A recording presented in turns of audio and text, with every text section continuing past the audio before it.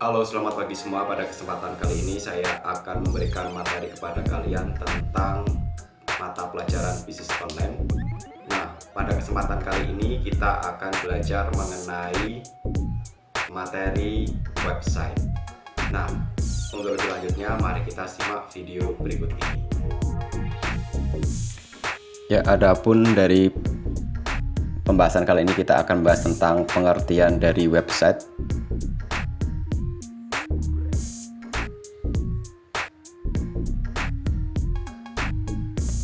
Nah, website adalah sebuah kumpulan halaman pada suatu domain di internet yang dibuat dengan tujuan tertentu dan saling berhubungan serta dapat diakses secara luas melalui halaman depan atau homepage menggunakan sebuah browser menggunakan URL website.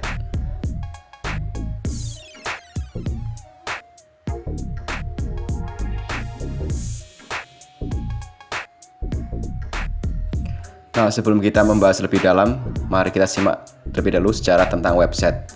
Website pertama kali dibuat oleh Tim Berners-Lee pada tahun 1980-an dan baru resmi online. Dengan tujuan awal yaitu website supaya lebih mudah bagi para peneliti di tempat bekerja ketika akan bertukar atau melakukan perubahan informasi. Kemudian adalah jenis-jenis website. Nah, jenis-jenis website ada 3 jenis. Nah, untuk jenis yang pertama itu website berdasarkan sifatnya. Nah, untuk lebih lengkapnya mari kita simak video berikut ini. Nah, jenis-jenis website berdasarkan sifatnya, yang pertama adalah website statis. Dapat didefinisikan sebagai website yang kontennya konstan atau tidak berubah. Setiap halaman dibuat dengan kode HTML dan menunjukkan informasi yang sama kepada setiap pengunjung.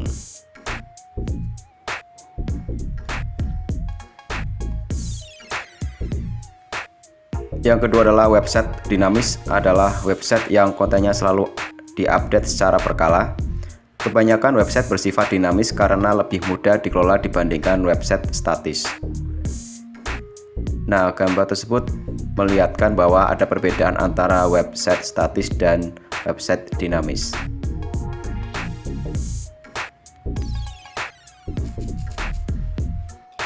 Yang selanjutnya website berdasarkan pada platformnya. Nah, untuk jenis website berdasarkan platformnya ini ada beberapa jenis. Di sini ada 3 jenis. Nah, untuk lebih lengkapnya mari kita simak video. Nah, yang kedua adalah jenis website berdasarkan platformnya. Yang pertama adalah Content Management System atau CMS. Metode pertama adalah cara yang paling populer, yaitu menggunakan Content Management System atau CMS. CMS adalah perangkat lunak atau sistem yang digunakan untuk membuat dan mengatur konten digital.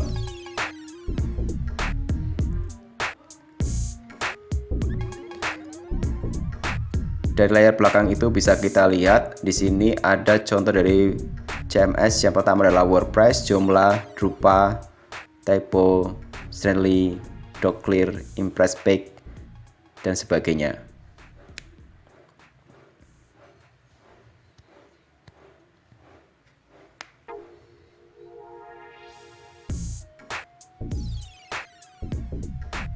Nah, ini adalah salah satu contoh website CMS. Ini adalah contohnya adalah WordPress. Ini WordPress sering kita gunakan untuk bikin blog atau kita menuliskan sesuatu kayak bisnis yang kita posting secara online.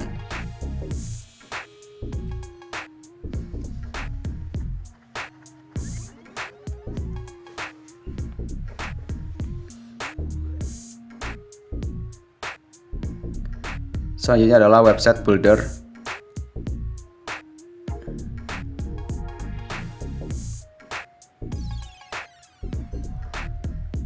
Nah, website builder adalah platform yang membantu Anda membuat website dengan cepat, tanpa perlu memahami coding atau kemampuan desain sama sekali.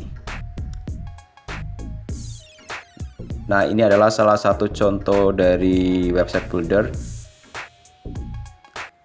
Ini adalah wix.com.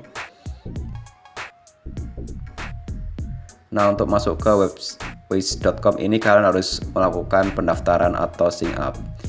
Yang ketiga adalah website HTML atau CSS. Jenis website ini adalah jenis website yang digunakan menggunakan coding. Nah, metode membuat website terakhir ini memerlukan pengetahuan tentang coding dan pemrograman menggunakan HTML dan CSS. Anda bisa membuat kode untuk website menggunakan software seperti Notepad, TextWrangler, dan Sublime Text. Nah, untuk membuat website ini memang butuh keterampilan untuk pemrograman atau menggunakan coding dalam sistem komputer.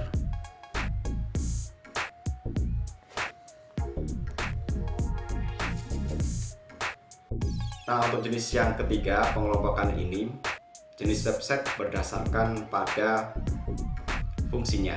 Nah, untuk lebih lengkapnya mari kita simak video tentang jenis-jenis website berdasarkan fungsinya. Nah, kemudian kita akan membahas tentang jenis website berdasarkan fungsinya.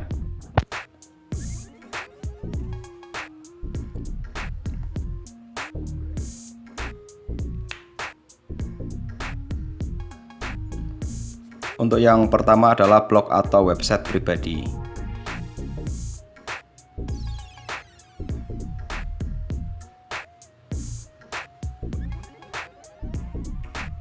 Sejak awal tahun 2000-an, blog menjadi tren baru sebagai jurnal pribadi yang bisa dikelola dan diakses secara online.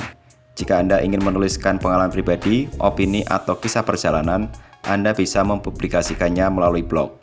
Nah, di layar ini bisa kalian lihat, ini adalah contoh dari blog Radya Dika.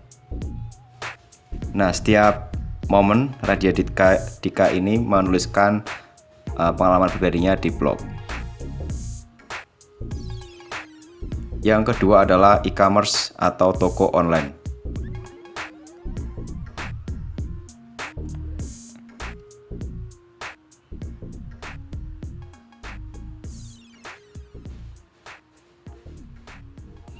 Anda juga dapat memanfaatkan website untuk membuat toko online.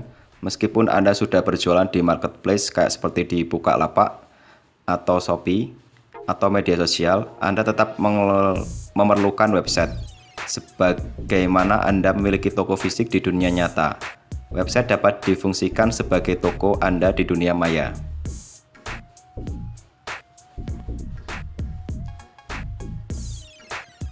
Jadi kalian selain bisa jualan di marketplace, kalian juga bisa membuat website e-commerce seperti Bukalapak seperti di layar tersebut, atau mungkin kalian bisa bikin seperti Shopee. Kemudian yang ketiga adalah website perusahaan.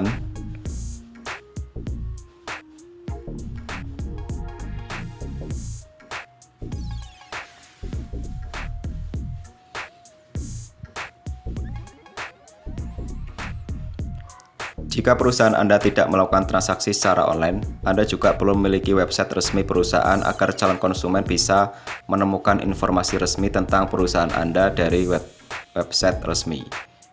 Nah, di layar bisa kita lihat adalah contoh website resmi dari Jarum. Jarum merupakan perusahaan yang memproduksi rokok terbesar di Indonesia. Dia sudah memiliki website perusahaan.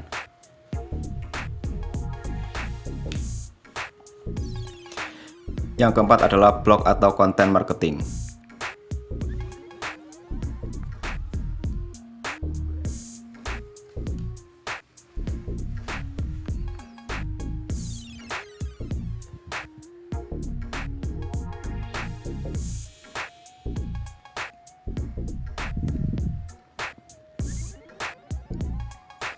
Selain digunakan sebagai jurnal pribadi, blog juga dapat digunakan sebagai alat konten marketing. Anda dapat mendatangkan traffic ke website toko online atau website perusahaan Anda melalui blog. Nah, di tampilan layar bisa kalian lihat ini adalah contoh dari penggunaan blog. Salah satu blog pribadi seorang yang mereka menjual produk-produknya secara online. Ini adalah produknya sejenis sayuran. Yang selanjutnya adalah website organisasi atau instansi pemerintah.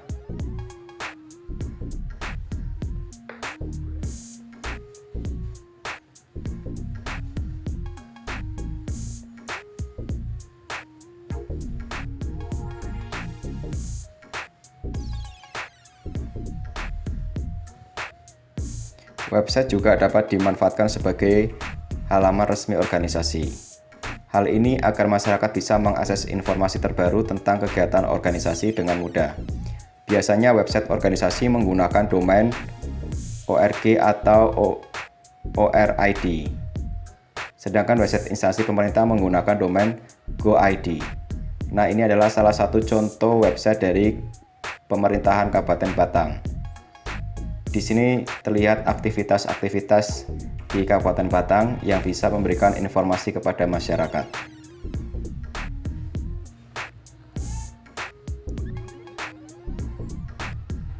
Yang keenam adalah website media sharing.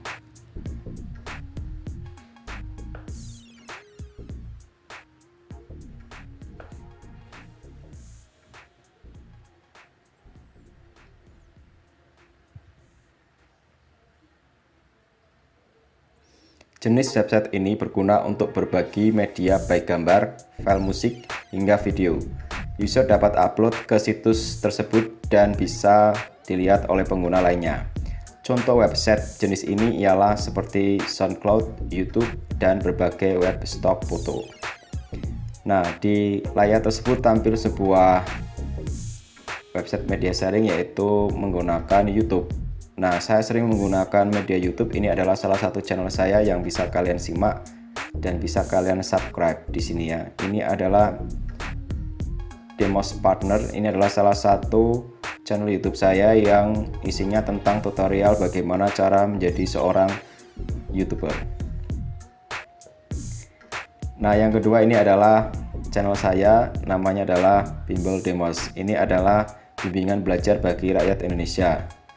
Nah, channel ini juga menyediakan beberapa materi. Selanjutnya adalah website komunitas online.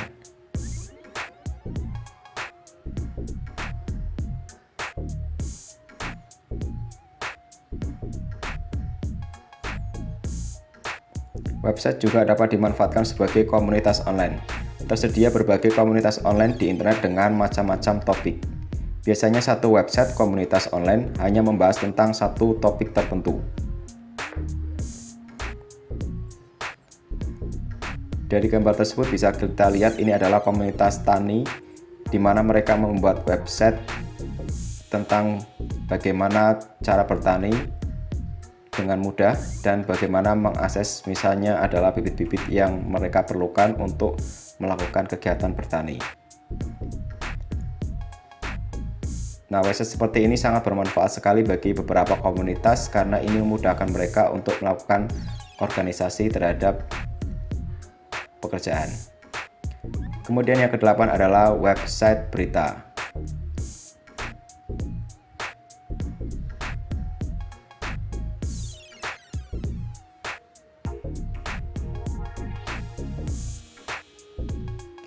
Website dengan tujuan untuk menyebarkan berita mungkin adalah jenis website paling familiar untuk Anda.